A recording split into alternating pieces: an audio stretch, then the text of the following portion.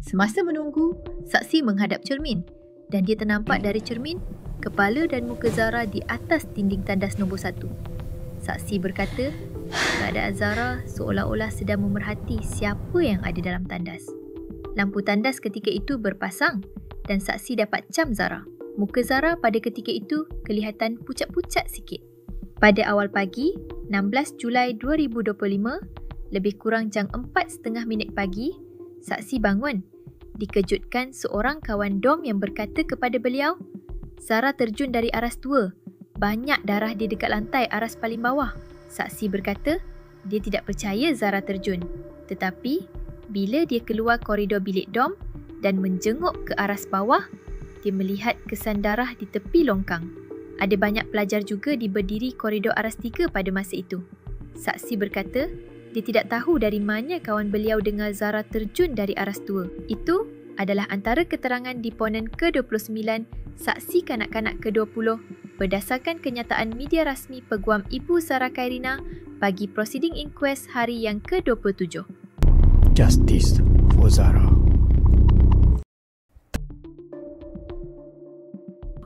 Saksi merupakan pelajar junior yang tinggal di blok asrama sama seperti Zara. Saksi mengenali Zara Khairina tetapi tinggal di bilik dom berlainan. Saksi kenal Zara sebagai kawan biasa. Dia menggambarkan Zara sebagai pelajar ceria, periang dan suka menolong rakan-rakan. Zara merupakan seorang yang happy-go-lucky dan seorang yang aktif. Zara jenis suka berkawan dan suka bertegur sapa dengan semua orang. Pada malam kejadian 15 Julai 2025, pada lebih kurang jam 8.30 malam, saksi berkata dia ada lalu depan kelas prep Zara dan dia melihat Zara tunduk mendiamkan diri. Saksi berkata, biasanya dia tahu Zara seorang yang sangat aktif dan ceria apabila prep. Selepas waktu prep iaitu kelas malam tamat sekitar jam 10 malam, saksi dan kawan balik ke bilik dom mereka. Pada lebih kurang jam 10.50 malam, saksi ada pergi ke sebuah bilik dom untuk berjumpa seorang kawan untuk meminjam baju dan dia balik semula ke bilik dom dalam jam 10.55 malam. Semasa pergi ke bilik dom lain, dia berkata tidak ada mendengar suara orang menjerit atau marah dari kawasan bilik dom Zara. Selepas balik dari bilik dom lain, saksi berkata dia hanya bersembang dengan kawan-kawan sehingga kira-kira jam 12.10 tengah malam. Sekitar jam 12.30 tengah malam, saksi mengalami sakit perut dan meminta seorang kawan sebilik menemaninya ke tandas aras 3. Di sana, mereka tersempat dengan seorang lagi pelajar junior dari bilik dom Zara. Pelajar dari bilik dom Zara itu memberitahu mereka bahawa Zara sedang berada dalam bilik tandas nombor 1. Saksi berkata, mereka bertiga menunggu Zara keluar dari tandas nombor 1. Tapi Zara tidak keluar-keluar. Mereka menunggu Zara lebih kurang 5 minit.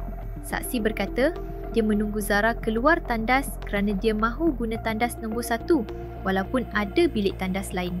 Saksi kata, mereka tidak panggil Zara atau ketuk tandas nombor 1 untuk panggil Zara untuk keluar.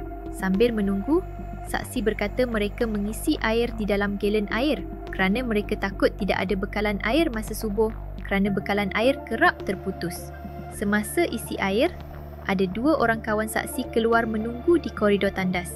Semasa menunggu, saksi menghadap cermin dan dia ternampak dari cermin kepala dan muka Zara di atas dinding tandas nombor 1. Saksi berkata, keadaan Zara seolah-olah sedang memerhati siapa yang ada dalam tandas. Lampu tandas ketika itu berpasang dan saksi dapat cam Zara. Muka Zara pada ketika itu kelihatan pucat-pucat sikit. Selepas itu, saksi terus keluar mendapatkan 2 orang kawan saksi yang ada menunggu di koridor tandas. Saksi cuma sambung bercerita dengan mereka sambil tunggu Zara keluar tandas. Dari luar, saksi ada mendengar lagi Zara memijak bunyi mangkuk tandas di tandas nombor 1. Saksi tidak lagi masuk balik ke dalam tandas. Ketika itu, jam menunjukkan lebih kurang 12.50 tengah malam dan saksi bersama kawan-kawan ke bilik dom Zara untuk membangunkan ketua dom dan ahli bilik dom Zara.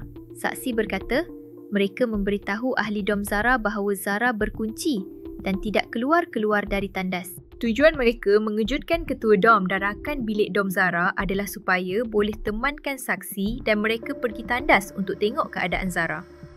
Saksi perhatikan kawan bilik dom Zara yang bersama di tandas tadi berasa dalam cemas semasa mengejutkan kawan bilik dom lain.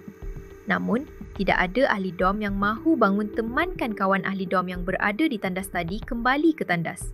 Ketua dom cuma berkata, "Kenapa dia berkunci juga tu? Biarlah dia tu." Ahli dom lain pula cuma kelihatan mamai dan cuma sambung tidur balik saja. Selepas itu, mereka bergerak balik ke bilik dom saksi. Saksi tertidur di sebuah katil dan 2 orang kawan saksi lain masih bercerita di koridor luar bilik dom saksi. Saksi ingat dia ada terbangun sedar sekitar jam 1 pagi dan ada nampak kawan saksi tadi bergerak balik ke dom masing-masing.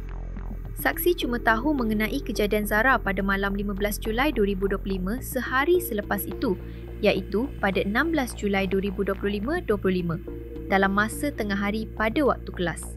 Saksi mendengar bahawa pada malam 15 Julai 2025, ada pelajar-pelajar senior di bilik dom sebelah bilik Zara masa Zara kena marah. Saksi berkata dia pernah hilang barang duit di sekolah pada sekitar bulan puasa.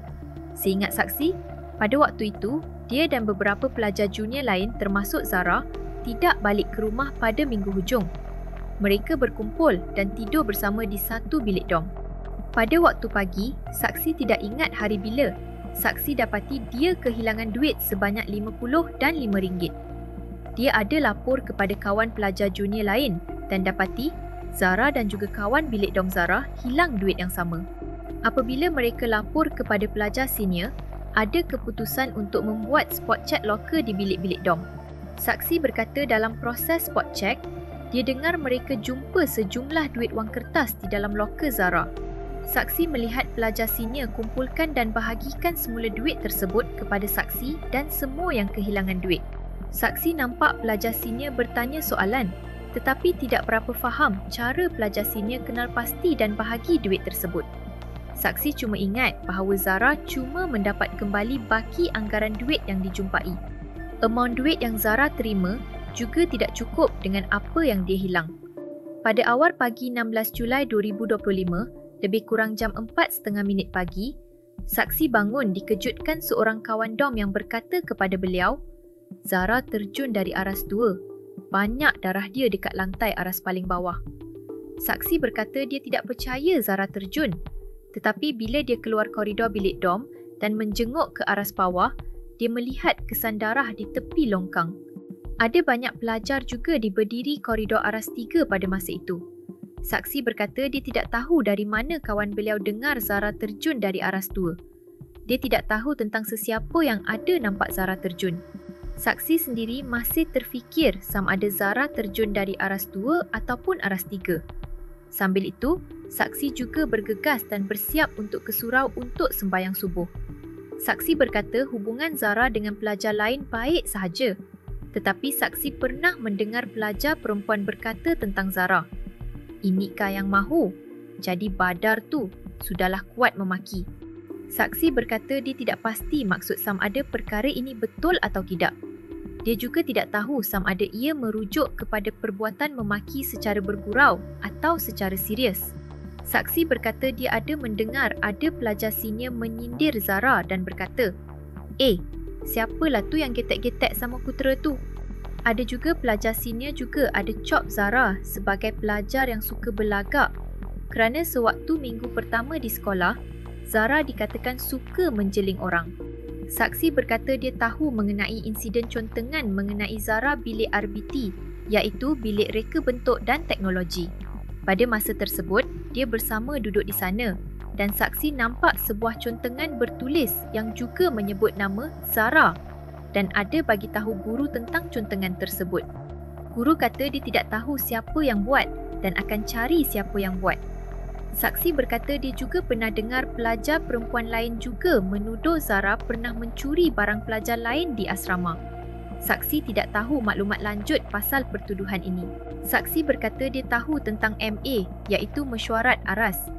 Dalam MA, semua pelajar satu aras akan ada dalam bilik tersebut. Saksi pernah dipanggil untuk MA sebanyak 3 kali sebab untuk pelajar senior tegur kesalahan saksi mengenai apa yang mereka buat di atas aras asrama tersebut. Saksi turut mengesahkan terdapat budaya pelajar senior yang menegur dan memarahi pelajar junior di asrama dengan sindiran atau teguran keras yang sengaja menyebabkan pelajar junior berasa malu. Saksi berkata antara cara sindiran pelajar senior adalah dengan berkata kuat tetapi tidak sebut nama orang yang disindir. Itulah tadi keterangan saksi kanak-kanak ke-20. Perjalanan inkues masih panjang dan masih ramai lagi saksi akan memberikan keterangan.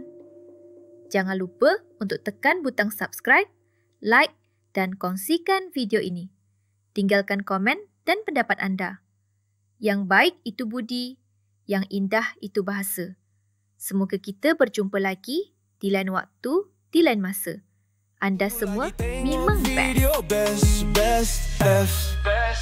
best. Best sudah kembali kita bikin sampai jadi. Jatuh bangun tetap berdiri. Kita cuba dan cuba lagi sampai jadi.